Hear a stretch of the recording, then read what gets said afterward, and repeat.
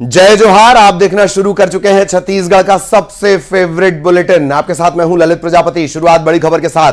बृजमोहन अग्रवाल ने विधायकी से इस्तीफा दे दिया है। उन्होंने विधानसभा अध्यक्ष रमन सिंह को अपना त्यागपत्र भी सौंपा। इस्तीफा देने के बाद मीडिया से बात करते हुए बृजमोहन ने कहा, किस्मत से ज्यादा कुछ नहीं मिलता। पर पेचदार बात तो इसके बाद कही है। मंत्री पद पर इस्तीफे को लेकर उन्होंने कहा है कि मुख्यमंत्री से इसका जवाब पूछें। आपको बता दें कि इस्तीफा देने के बाद रायपुर दक्षिण की सीट खाली हो गई है। प्रदेश में साल के अंत में नगरीय निकाय के साथ साथ विधानसभा उपचुनाव भी हो सकते हैं। मैं आज बड़े भावुक मन से, दुखी मन से, पिछले 35 सालों से छत्तीसगढ़ की विधानसभा का अनवरत मैं सदस्य रहा हूं और क्योंकि प्रदेश की जनता ने, रायपुर लोकसभा क्षेत्र की जनता ने और केंद्रीय नेतृत्व ने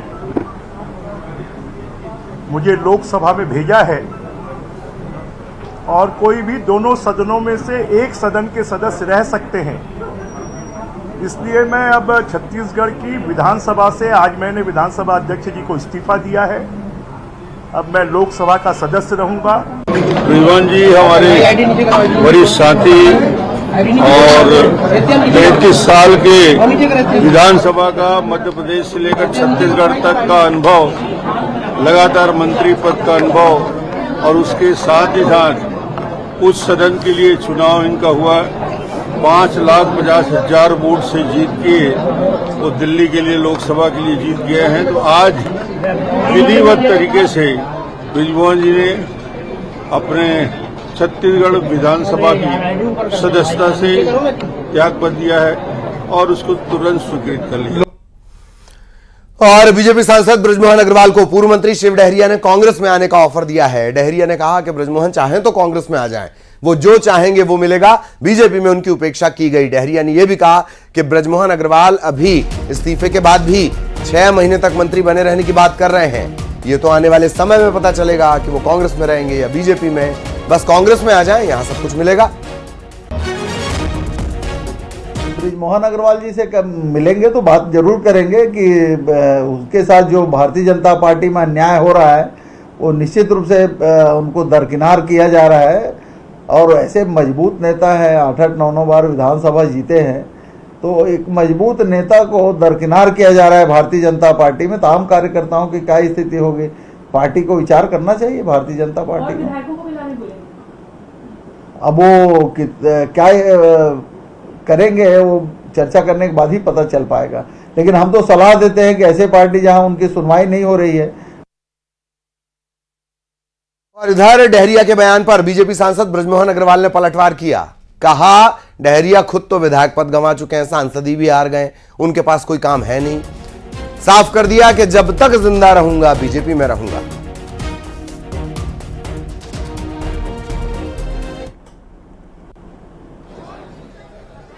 हमेशा यही काम करते रहे हैं, अब तो उनका कोई वजूद बचा नहीं है। विधायक भी हार गए हैं, सांसद भी हार गए हैं और उनको कि बृजमोहन जो है, जिस पार्टी में उसने राजनीति शुरू की है, जब तक जिएगा उसी पार्टी में रहेगा। इधर बीजेपी की जांच टीम ने आज बलौदाबाजार का दौरा किया। जांच समिति के सदस्य मंत्री टंकराम वर्मा ने कहा कि 1 हफ्ते बाद बीजेपी की जांच रिपोर्ट आ जाएगी। जो हिंसा हुई है उसमें सतनामी समाज के लोग नहीं, बल्कि उपद्रवी लोग शामिल हैं, कांग्रेस के लोग शामिल हैं। हिंसा के लिए कांग्रेस के बड़े नेताओं पर उकसाने के आरोप लगाए। विधायक देवेंद्र यादव, संदीप साहू, कविता प्राणदेहरे, गुरु रुद्र कुमार का नाम उन्होंने लिया। कांग्रेस की जांच समिति को लेकर टंकराम वर्मा ने कहा कि अपनी गलती को छुपाने के लिए, पहले से सफाई देने के लिए सब कुछ कर रहे हैं, बिना फंडिंग के सब नहीं हो सकता था।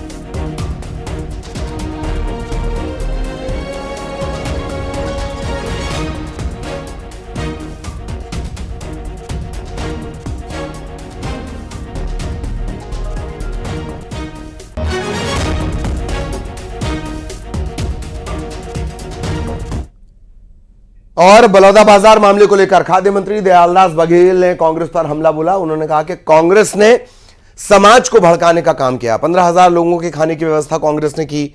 सवाल उन्होंने ये किया कि देवेंद्र यादव क्या सतनामी है?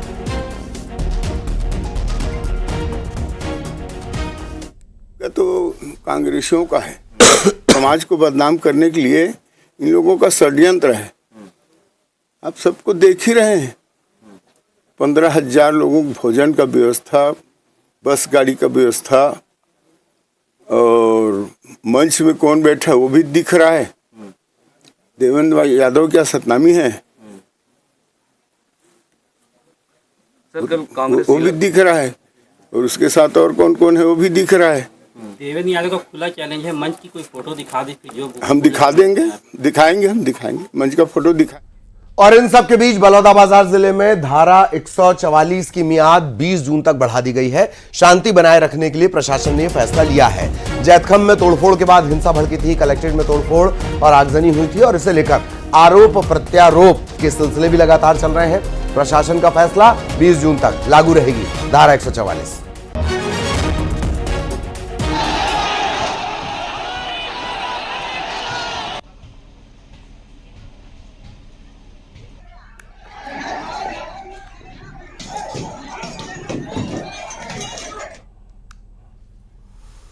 इन सब के बीच बाबरी मस्जिद का जिक्र एनसीईआरटी की किताब से हटाने पर सियासी घमासान छिड़ा हुआ है। डिप्टी सीएम अरुण साहब ने कहा, शिक्षा व्यवस्था में परिवर्तन हो रहा है। इतिहास को तोड़ मरोड़ कर पेश किया गया, अत्याचारी को महान बनाने की कोशिश की गई, देश के लिए बलिदान देने वालों के नाम छिपाए गए। नई शिक्षा नीति में वास्तविक इतिहास बताने का प्रयास किया जा रहा है। बार बार ये तथ्य सामने आया है कि इतिहास को तोड़ मरोड़ कर प्रस्तुत किया गया। जो अत्याचारी अनाचारी थे उनको महान बताने का प्रयास हुआ, और देश के जो वास्तव में देश के लिए जो काम करने वाले लोग हैं उनके बलिदानों को छुपाया गया, उनके त्याग तपस्या को जनता के बीच आने से रोका गया, और धीरे धीरे करके नई शिक्षा नीति में देश के वास्तविक इतिहास को बताने का प्रयास हो रहा है। इधर ईवीएम को लेकर सियासत जारी है। मनेंद्रगढ़ पहुंचे नेता प्रतिपक्ष चरणदास महंत ने ईवीएम को लेकर कहा कि कांकेर लोकसभा से जीते हुए प्रत्याशी को हराया गया।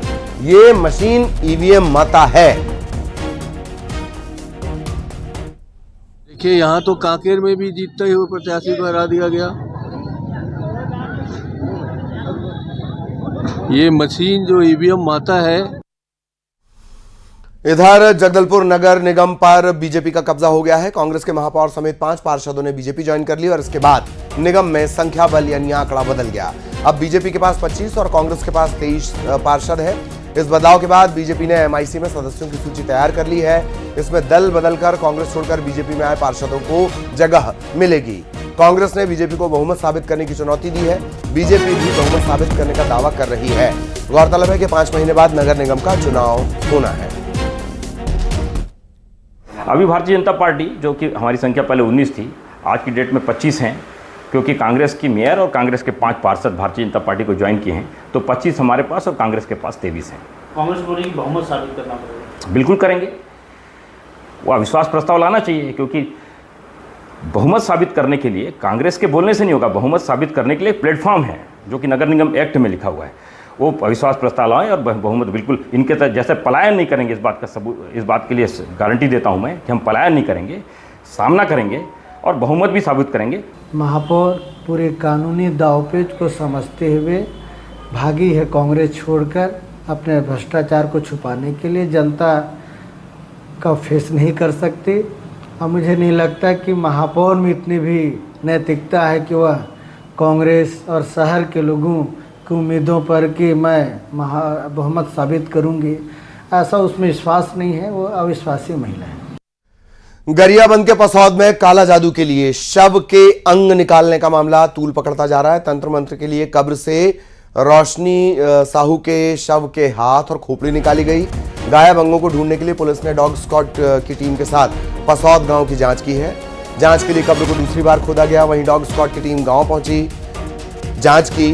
दूसरी तरफ गिरफ्तार किए गए आरोपी गेंदराम लाला साहू और कंगलू ध्रुव के घर की तलाशी ली गई। अब तक पुलिस को गायब अंग नहीं मिले हैं। रोशनी साहू के प्रकरण में जांच के लिए आज रायपुर से डॉग स्क्वाड की टीम आई थी। डॉग मास्टर आया हुआ था और पिंगेश्वर थाने की पूरी पुलिस टीम आसपास की सभी जगह पे सर्च किए हैं और कुछ हमको तकनीकी साक्ष्य के हिसाब से भी यहाँ पे आज पूछताछ में पता चला है, कुछ नंबर्स वगैरह मिले हैं, तो उनका भी हम लोग साइबर से डिटेल लेंगे और आगे कार्रवाई जारी। ग्रामवासियों के माध्यम से ये मांग रखा गया कि डॉग के माध्यम से अपराधी को पकड़ा जाए।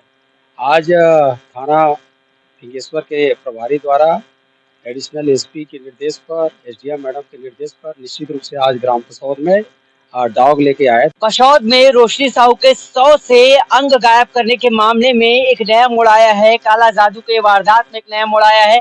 अब जो पुलिस है वो डॉग स्क्वाड की टीम के साथ फिर पसौद पहुंची और मुख्य जो दफनाया गया जगह है उसे खोद कर जब डॉग को उसकी स्मेल सुनाया गया तो ठीक उसी जगह पर पहुंचे हैं जहां पहले शक किया गया था कि उसके हाथ तो यहाँ गड़ाया गया है। यहाँ बरामद तो नहीं हुआ लेकिन हाँ मुख्य 100 से 2 हाथ गायब है और इसी अंगों को ढूंढने के लिए ग्रामीण जो है पुलिस से लगातार मांग करी थी और देखी कि पुलिस बल यहाँ पर मौजूद है और अभी डॉग स्क्वाड की टीम तमाम जगहों को तलाश कर रहे हैं और सबसे बड़ी बात जहाँ पर दफनाया गया था, अंतिम संस्कार किया गया था, वहां से डॉग निकलता है और ठीक उसी स्थान पर पहुंचता है जहां पर लोग शंका करते हैं। लेकिन यहाँ पर तो खुदाई किया गया, कुछ नहीं मिला, बरामद नहीं हुआ।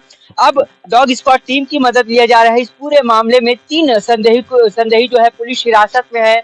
डॉग स्क्वाड की टीम तलाशते देखिए कहाँ पहुंच गई है, खेत के बीच में पहुंचे हुए हैं और अभी तलाश जारी है।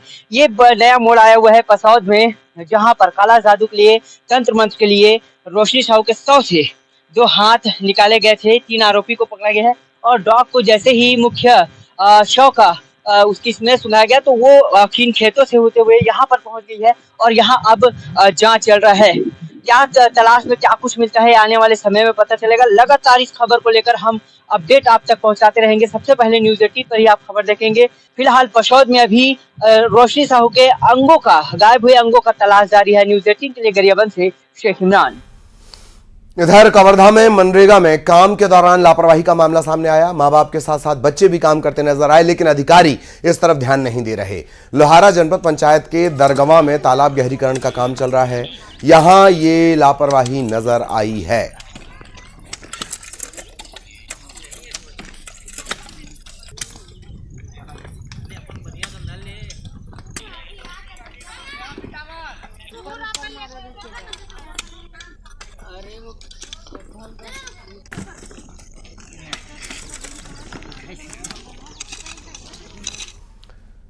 खबर सख्ती से, जहां पुलिस कस्टडी से एक आरोपी फरार हो गया। आरोपी पूर्व जनपद सदस्य बताया जा रहा है। यह ढाबा चलाया करता था, कांग्रेस नेता का करीबी, ये बताया जा रहा है। आपको बता दें कि पुलिस ने आरोपी को शराब के साथ गिरफ्तार किया था। आरोपी के पुलिस कस्टडी से फरार होने पर सवाल खड़े हो रहे हैं।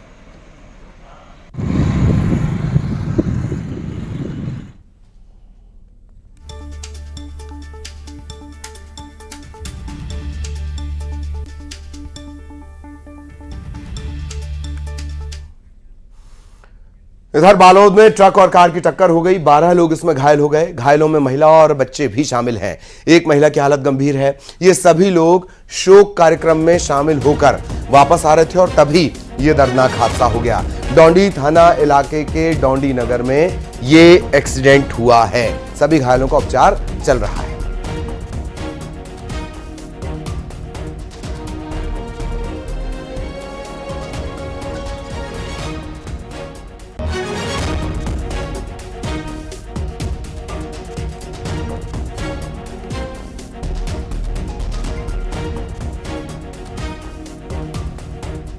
खबर बलरामपुर से, जहां एक महिला ने फांसी लगाकर जान दे दी। मां नहीं बन पाने से महिला बहुत दुखी थी। 4 साल पहले इसकी शादी हुई थी। वाड्रफनगर चौकी इलाके के गुरमुटी गांव की ये पूरी घटना है।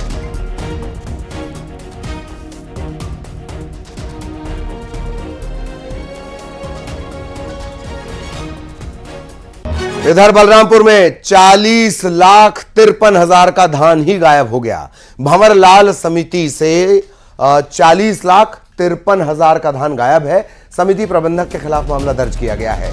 समिति प्रबंधक महेश्वर गुप्ता के खिलाफ जांच की जाएगी। 1,281 क्विंटल धान 1281 क्विंटल से ज्यादा धान कम मिला है। मौके पर 3204 मिलर बारदाना कम पाए गए। रामानुजगंज पुलिस इस पूरे मामले की पड़ताल कर रही है।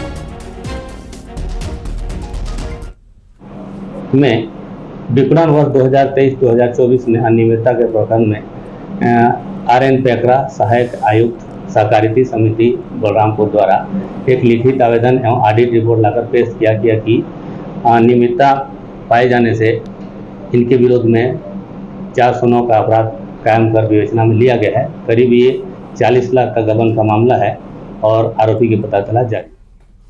और अब बात करेंगे मौसम की। प्रदेश के कई शहरों में आज मौसम ने अचानक करवट ले ली। भीषण गर्मी के बीच बारिश हुई और तापमान में गिरावट दर्ज की गई। मनेंद्रगढ़ और सूरजपुर की आपको तस्वीरें दिखाते हैं किस तरह से झमाझम बारिश का दौर चला और फिर तापमान गिर गया। पहली तस्वीर मनेंद्रगढ़ की, मानसून की पहली बारिश यहां पर हुई, तापमान में गिरावट आई। सूरजपुर के मांडर गांव में आकाशीय बिजली गिरने से एक युवक की मौत हो गई।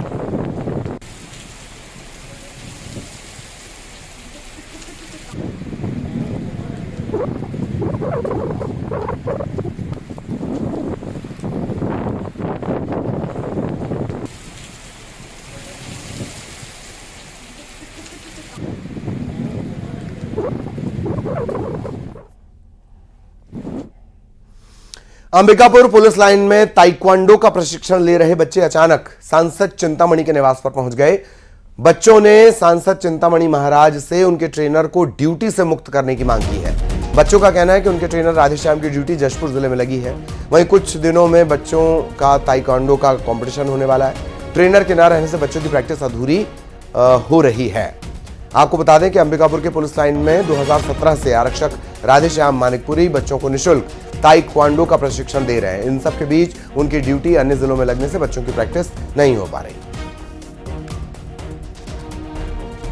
ताइक्वांडो क्लब पुलिस लाइन से अंबिकापुर से हैं हम लोग। यहाँ पे हम लोग इसलिए आए हैं बिकॉज क्योंकि सर का ड्यूटी बार बार लग जा रहा है बाहर और हम लोग को प्रैक्टिस नहीं होने पा रही है। और अभी रिसेंट में मैच भी है हम लोग का, इसलिए इस चीज़ से मैं आए हैं कि सर बाहर जो सर की ड्यूटी लग रही है उसे बंद करा दिया जाए, अंबिकापुर में ड्यूटी वगैरह लगा दी। फिलहाल में ही रिसेंटली मैच है, हम लोग यहाँ चिंतामणि महाराज जी से मिलने आए।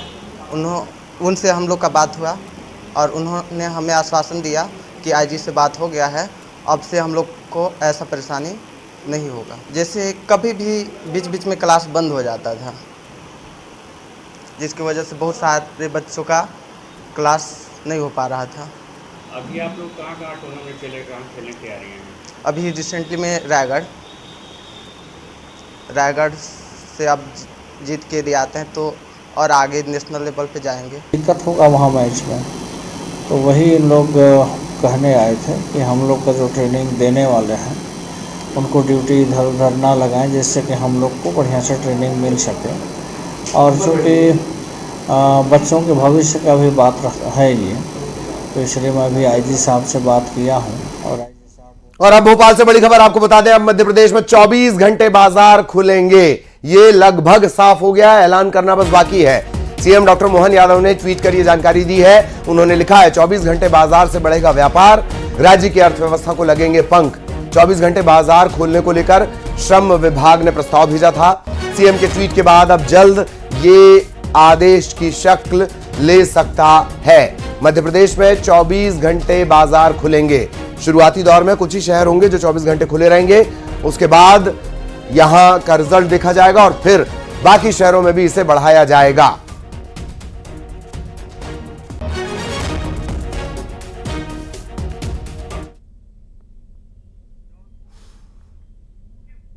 और अब आपको दिखाते हैं टॉप 20।